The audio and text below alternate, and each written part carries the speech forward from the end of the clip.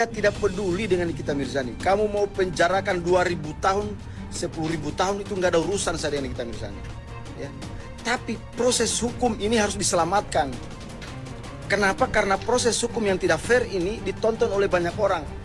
Izin bertanya Bapak, bagian mana menurut Bapak Dewan yang terhormat ini bahwa persidangan antara DRZ dan NN itu tidak fair? Bagian mana penegak hukum ini yang tidak fair menurut Bapak? Bukankah kita seluruh rakyat Indonesia yang menyaksikan jalannya persidangan ini mengikuti dari tahap demi tahap, dari adanya pelaporan hingga bergulir sekarang di Pengadilan Jakarta Selatan. Mungkin Bapak Dewan sekali-sekali bisa datang masuk ke dalam persidangan, mendengarkan dan menyimak fakta persidangan yang terjadi sekarang.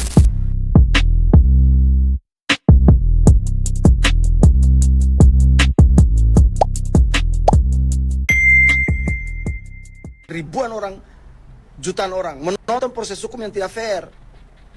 Itulah yang saya bela. Kenapa? Saya tidak mau rakyat Indonesia disuguhkan proses hukum yang tidak fair. Saya tidak mau anak-anak kuliahan, mahasiswa, ibu-ibu disuguhkan dengan pertontonan penegakan hukum yang tidak fair, yang tidak adil, yang tidak betul-betul berpihak kepada rakyat. Makanya saya bela hukum, bukan bela Nikita. Saya tidak ingin orang seperti Nikita Mirzani yang sudah berjasa kepada negara, ya, sudah berjasa kepada negara, sudah berjasa melindungi muka perempuan-perempuan bangsa kita, menyelamatkan muka-muka mereka dari resiko skincare dan lain sebagainya. Lalu kita penjarakan hanya gara-gara kita tidak suka pada pribadi dia. Jangan, nggak boleh. Saya tidak terima gitu di hati nurani saya itu harus membiarkan orang-orang yang berjuang di jalan yang benar lalu ditinggalkan. Ya. Saya tidak mau membiarkan orang-orang yang sudah berjuang di jalan yang benar, menyelamatkan anak bangsa, lalu kita biarkan dia sendiri, nggak bisa. Nanti kita akan kehilangan orang-orang yang mendukung kita kalau kita berbicara kebenaran juga. Saya tidak mau itu. Nah, ketika saya berbicara kebenaran hari ini, saya tidak mau ditinggalkan oleh rakyat. Tapi kalau kita sudah tunjukkan sikap kita yang arogan, kemudian seolah-olah orang bersalah padahal peradilan belum ditetapkan hukumannya berapa, lalu kita kemudian seolah-olah menyalahkan orang itu. Saya tidak peduli dengan itu. Ya, berikut tadi adalah tanggapan dari anggota Dewan Pak Umar Bonte ya. Lantas tanggapan ini juga dikomentari oleh wah siapa lagi? Ini dia nih. Selamat pagi, ingin mengomentari sekaligus ingin bertanya kepada Bapak Dewan yang terhormat. Mungkin kalian tahu siapa yang saya maksud. Tahu. Izin bertanya Bapak, bagian mana menurut Bapak Dewan yang terhormat ini bahwa persidangan antara DRZ dan NN itu tidak fair? Bagian mana penegak hukum ini yang tidak fair menurut Bapak? Bukankah kita seluruh rakyat Indonesia yang menyaksikan jalannya persidangan ini mengikuti dari tahap demi tahap, dari adanya pelaporan hingga bergulir sekarang di Pengadilan Jakarta Selatan. Mungkin Bapak Dewan sekali-sekali bisa datang masuk ke dalam persidangan, mendengarkan dan menyimak fakta persidangan yang terjadi sekarang. Jika Bapak masih belum paham skincare yang digadang-gadang menjadi alasan untuk adanya proses peradilan ini, saya ingin memberikan informasi atau pendapat pribadi saya bahwa skincare yang dipermasalahkan itu adalah bukan milik DRZ.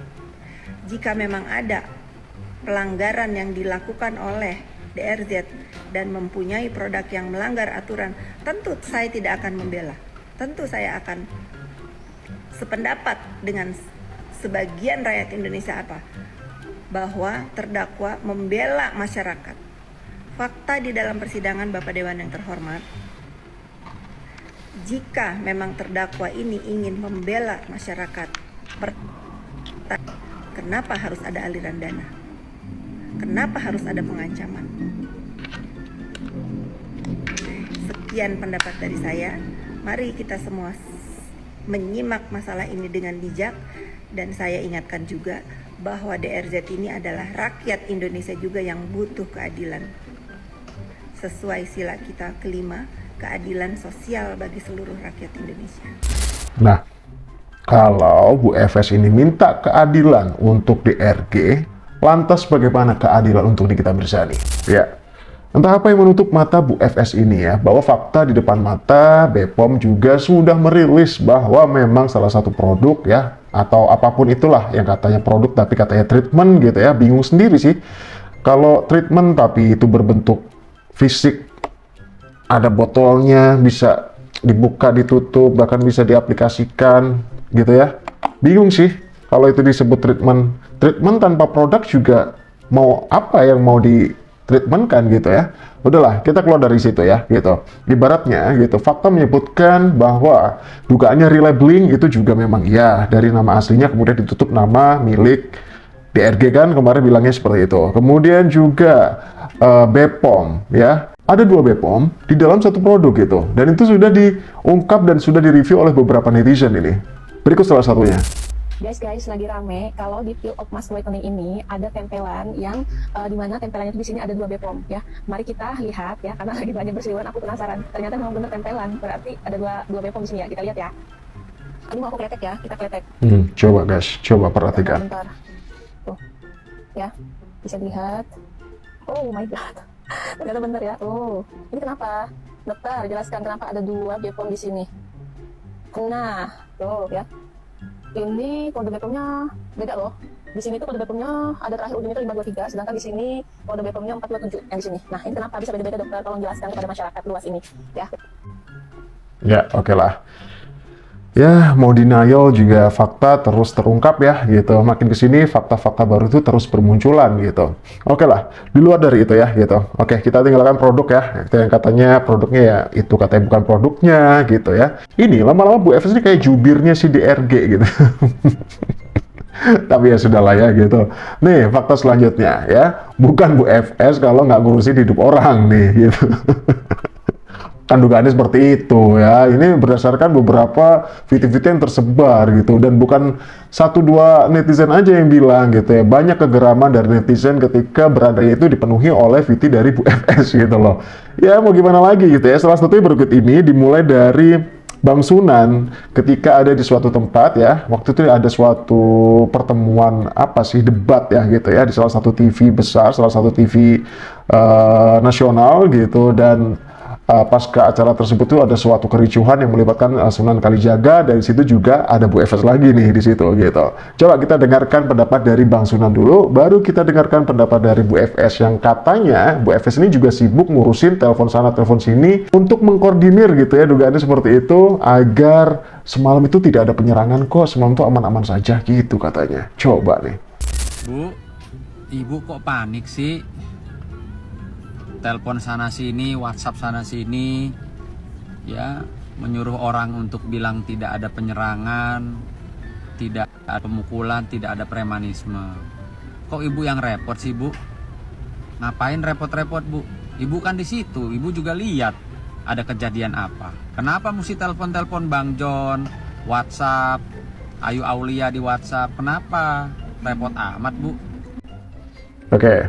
Captionnya, ada ibu-ibu yang sedang panik telepon sana sini. Tadi Bang Sunan menyebutkan nama Aulia ya. Kita notice nama Aulia, kemudian kita dengarkan VT dari Bu FS berikut ini. Ingat, sebelum kita mulai videonya, tadi Bang Sunan tidak menyebutkan nama dari, atau nama siapapun deh gitu ya.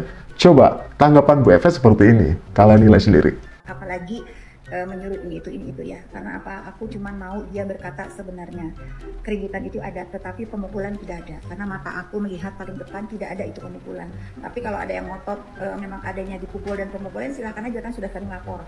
Balik lagi ke Ayu ya, kenapa aku mau WA Ayu, karena dia selalu bercerita tentang kejadian perlakuan terdakwa ini terhadap dirinya, terutama kejadian di Cilegon yang selalu ada dia ya. Tapi itu udah itu menjadi urusan mereka. Kenapa aku WA? Karena aku ngerasa aku kenal dia. Jadi jangan berbohong, menurut aku seperti itu. Menurut tapi Ibu. kalau dia merasa memang ada pemukulan, ada yang keinjek, nah itu ya sudah, terserah kan ini udah menjadi lapor-melapornya, buktikan buat ya. Padahal dari Bang Sunan ataupun Ayu Aulia itu tidak menyebutkan nama Bu FS ini, tapi Bu FS langsung buat story gitu ya. Coba tinggalkan komentar kalian di bawah.